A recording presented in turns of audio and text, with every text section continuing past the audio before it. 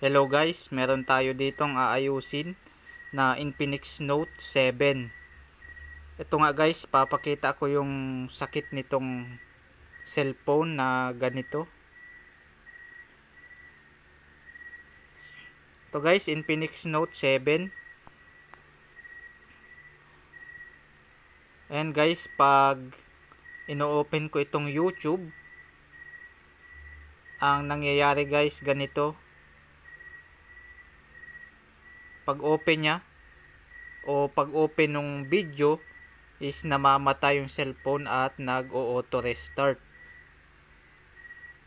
Yun guys, para makita ninyo yung yung problema nitong cellphone, ipapakita ko guys sa inyo ulit yung problema nitong pakita natin ulit guys.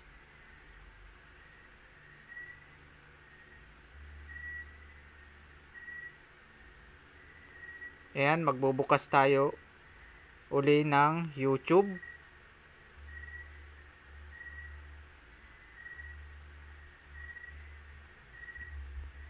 Ayan guys. At wala, namatay. At ayun guys, mag-auto restart ulit siya.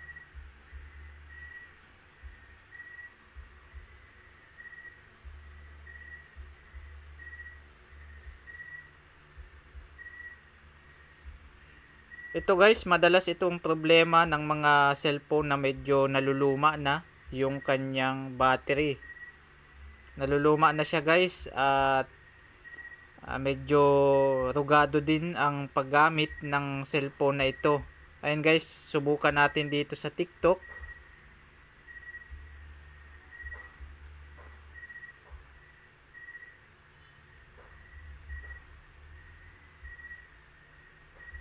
Ayun guys, namatay ulit yung cellphone at nag-auto restart. At ayun nga guys, aayusin natin itong cellphone na itong Infinix Note 7. Mag-aayos tayo nito. Ayun guys. Siyempre sa mga ganitong pag gumawa kayo ng unit, kailangan ninyong buksan kung alam ninyong sira ang hardware. At pagka ganun nga guys, nag-auto restart yung phone pagka manonood kayo ng video sa YouTube o kaya sa TikTok, is nag-auto restart. Hardware yan guys. At ayun, papakita ko sa inyo kung paano ayusin ang ganitong mga sira ng cellphone. Ang nangyayari nga dito guys is kapag ka yung board nangangailangan ng malakas na voltahe dito sa battery, hindi kinakaya nitong battery dahil meron itong putol sa linya, kaya nag-auto restart yung phone. Kaya guys, ito papakita ko sa inyo kung ano yung hinihinang dito. Ito guys, ganitong mga battery ng Infinix at Tecno, madalas guys is merong battery fuse.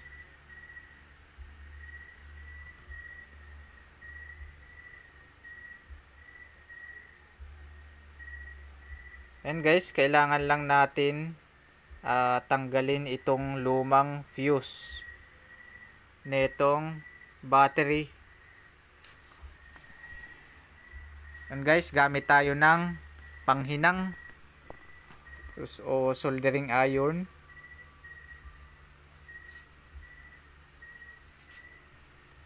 Kailangan guys mainit na yung panghinang bago ninyo tanggalin itong battery fuse, kasi guys medyo matigas din ito at minsan nagkakawasak-wasak, pero natatanggal naman ng maayos.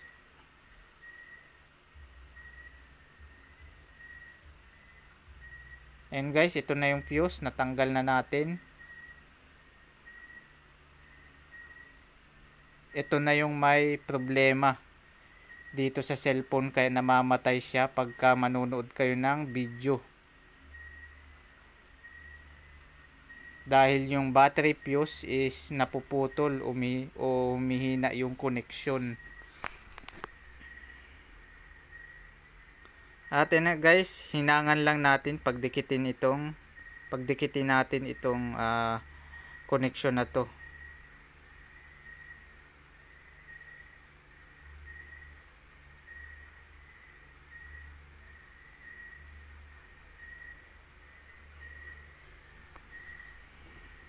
And guys, nahinang na natin, napagdikit na natin yung may putol. Ito guys, yung battery fuse na sira dito sa cellphone, kaya namamatay siya pag magpe-play ng video. Ayun guys, i-tester na natin. Ayun, 4.7 volts. Kailangan guys, meron din siyang 4.7 volts dito sa connector. Ayun guys, okay na.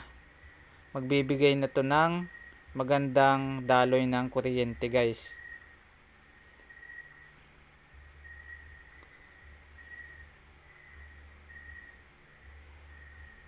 At ayun, ibalik na natin itong battery nitong Infinix Note 12.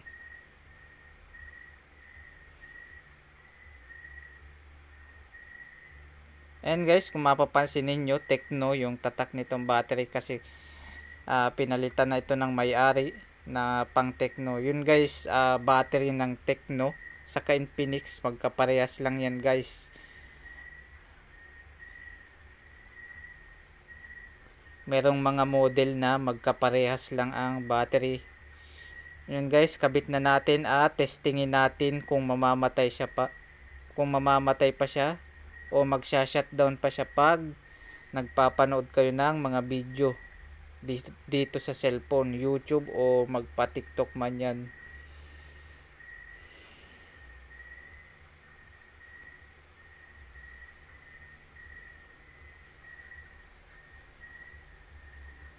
And guys, itakip lang natin ito para hindi na mahulog yung board at saka yung battery.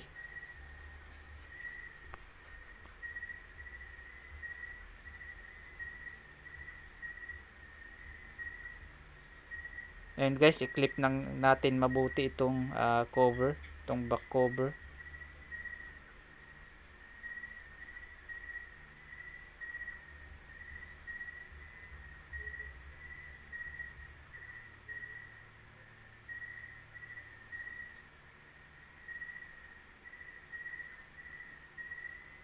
At then guys, testingin natin.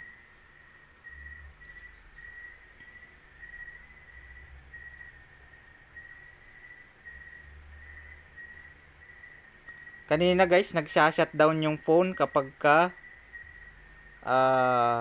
pine-play yung YouTube. Ito guys, play na natin.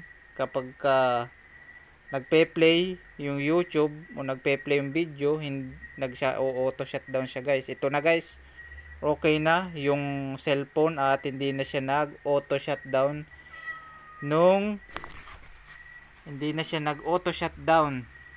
and guys, at nakakapanood na tayo ng video, hindi na namamatay yung phone.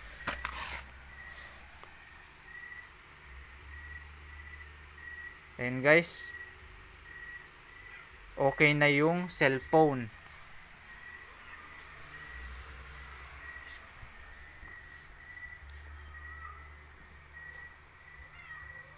And guys, subukan naman natin dito sa TikTok kung mamamatay pa siya, kasi guys, tinesting natin kanina, namamatay siya pag nagpe-play dito sa TikTok. Ayun guys, okay na talaga yung phone. Okay guys, ganun lang nga mag-ayos ng ganitong problema ng sira na cellphone. At yun guys, salamat sa panonood at sana wag mong kalimutang mag-like at mag-subscribe sa aking channel. At yun guys, thanks for watching.